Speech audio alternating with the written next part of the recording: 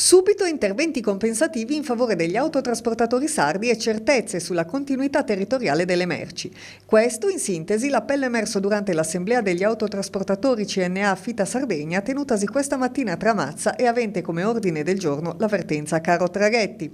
Gli autotrasportatori della regione, a confronto con i responsabili regionali CNA Affita Francesco Pina e Valentina Codonesu e con il responsabile nazionale Mauro Concezzi, hanno fatto il punto della situazione sul tema caldissimo dell'incremento dei noli marittimi e della continuità territoriale delle merci in Sardegna, oltre a un approfondimento sulla legge di bilancio nazionale 2020 con le misure che interessano l'autotrasporto. In attesa della riconvocazione a Roma del tavolo di confronto con la ministra dei trasporti Paola De Micheli, atteso per la prossima settimana, le compagnie di navigazione hanno iniziato, come previsto, ad applicare i nuovi incrementi tariffari del 25-30%, che sommati al rincaro del 30% operato nel 2019 dalle stesse compagnie marittime, sfiora l'aumento totale del 60% nel biennio 2018-2020.